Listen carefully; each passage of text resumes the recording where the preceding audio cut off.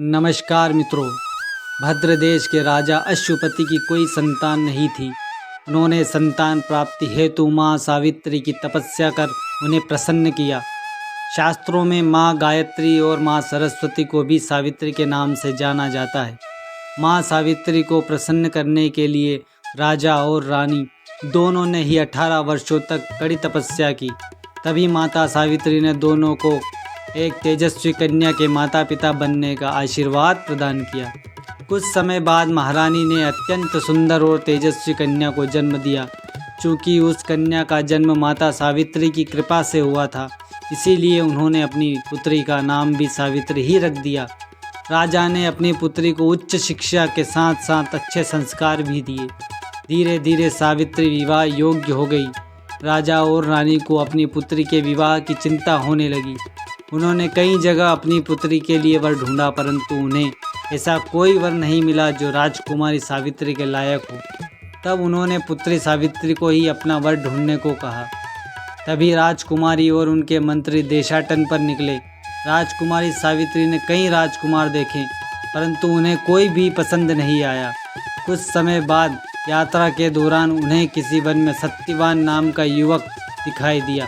सत्यवान अपने माता पिता के साथ उसी वन में झोपड़ी बनाकर रहता था।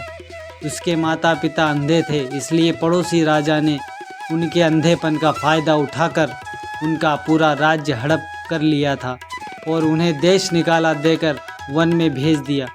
उस समय सत्यवान बालक थे, इसीलिए वे कुछ भी ना कर सके। अब सत्यवान अपने माता पिता की सेवा कर संतुष्ट जीवन जीते हैं। सावित्री सत्यवान के रूप और गुणों पर मोहित हो गई और उन्होंने मन ही मन सत्यवान से विवाह करने का निश्चय कर लिया। तत्पश्चात सावित्री पुनः अपने राजमहल में लौट आई। जब राजा और रानी ने सावित्री से योग्य वर मिलने के बारे में पूछा, तब सावित्री ने सत्यवान के बारे में बताया और उसी से विवाह करने की इच्छा जाहिर की। तभी महादेवर्षि नारद प्रकट होते हैं और राजा रानी को कहते हैं कि जिस सत्यवान के बारे में आप बात कर रहे हैं वह अत्यंत गुणवान और सेवाभावी है, परंतु सत्यवान का जीवन काल केवल 1 वर्ष का ही है। ठीक 1 वर्ष बाद उसकी मृत्यु हो जाएगी। सावित्री के माता पिता यह सुनकर चिंता में पड़ गए और सावित्री से उन्होंने अन्य वर खोजने को कहा, परंतु सावित्री ने कहा, पिताजी, मैं मन ही मन सत्यवान को अपना पति मान चुकी हूँ। अब मैं स्वप्न में भी किसी अन्य पुरुष के बारे में नहीं सोच सकती। सावित्री की ऐसी बातें सुनकर राजा रानी ने सावित्री का विवाह सत्यवान से कर दिया और दुखी मन से अपनी पुत्री की विदाई की। राजा ने अपनी पुत्री को कई उपहार और धन्य धान्य देना चाहा, परंतु सावित्री ने कुछ भी लेने से मना कर दिया और अपने पति सत्यवान के साथ उसी झोपड़ी में प्रेम पूर्वक रहने लगी। मित्रों, आखिरकार वह दिन आ ही गया जिस दिन सत्यवान की मृत्यु होना थी। जब सत्यवान रोज की तरह लकड़ियाँ काटने जंगल जा रहा था, तभी सावित्री ने उनके साथ जाने की जिद की। सावित्री की जिद पर सत्यवान उन्हें अपने साथ लेकर गए। जैसे ही सत्यवान एक पेड़ पर लकड़ी काटने के लिए चढ़ते हैं, उन्हें चक्कर से आने लगते हैं। सत्यवान की हालत खराब होती देख सावित्री ने उन्हें नीचे उतरने को कहा। जैसे ही सत्यवान नीचे उतरे, वे बेहोश होकर नीचे गिर जाते हैं। उन्हें देखकर सावित्री रोने लगती है। तभी सावित्री देखती है कि कोई भैंसे पर सवार देवता आए हैं जो सत्यवान को अपनी तरफ खींच रहे हैं। वास्तव में वह यमराज थे। तब सावित्री उनसे पूछती है कि तुम कौन हो और मेरे पति के प्राणों को क्यों खींच रहे हो। तब यमराज सावित्री से कहते हैं कि मैं यमराज हूँ। तुम्हारे पति की आयु पूर्ण हो चुकी है, इसीलिए मैं उन्हें लेने आया हूँ। तुम्हारे पतिव्रत धर्म के तेज के कारण मेरे दूत तुम्हारे समीप न आ सके, इसीलिए मुझे आना पड़ा और तुम्हारा सतीत्व के कारण ही तुम मुझे भी देख पा रही हो।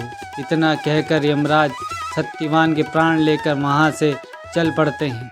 थोड़ी देर बाद यमराज देखते हैं कि सावित्री भी उनके पीछे चली आ रही है। यमराज सावित्री से कहते हैं कि हे देवी, तुम अपने घर वापस लौट जाओ। मेरे पीछे पीछे आने से कोई लाभ नहीं होगा। मैं अपने कर्तव्य का पालन कर रहा हूँ। सावित्री कहती है कि मैं भी अपने पतिव्रत धर्म का पालन कर रही हूँ। अपने पति के बिना मैं जीना नहीं चाहती। तब यमराज सावित्री से कहते हैं कि हे देवी, मैं तुम्हारे पतिव्रत धर्म से अति प्रसन्न हूँ। तुम सत्यवान के प्राणों को छोड़कर कोई भी 3 वरदान मांग लो। तभी सावित्री कहती है कि हे यमराज, आप मुझसे इतने ही प्रसन्न हैं तो मुझे आप पहला वर दीजिए कि मेरे सास ससुर को उनकी आंखें और राज्य वापस मिल जाए। दूसरा वर दीजिए कि मेरे माता पिता को एक पुत्र हो जाए, क्योंकि मेरे बाद उनका कोई भी ध्यान रखने वाला नहीं है। और तीसरे वर में मुझे पुत्रवती होने का आशीर्वाद दीजिए। यमराज तथास्तु कहकर आगे चल पड़ते हैं। यमराज फिर पीछे मुड़कर देखते हैं तो सावित्री फिर भी उन्हीं के पीछे आ रही थी। तब यमराज कहते हैं कि हे सावित्री, मैंने तुम्हें तुम्हारे 3 वरदान दे दिए, अब तुम मेरे पीछे क्यों आ रही हो? तब सावित्री कहती है कि हे भगवान, आपने अभी अभी मुझे पुत्रवती होने का आशीर्वाद दिया है और मेरे पति के प्राणों को आप साथ लिए जा रहे हैं, तो मैं पुत्रवती कैसे हो सकती हूँ? क्योंकि मैं अपने पति के बिना तो जीवित ही नहीं रहूँगी।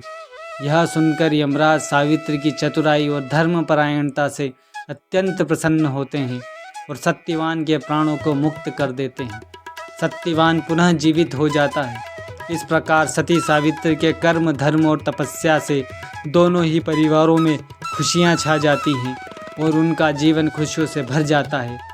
तो यह थी मित्रों सत्यवान और सावित्री की कथा। धन्यवाद।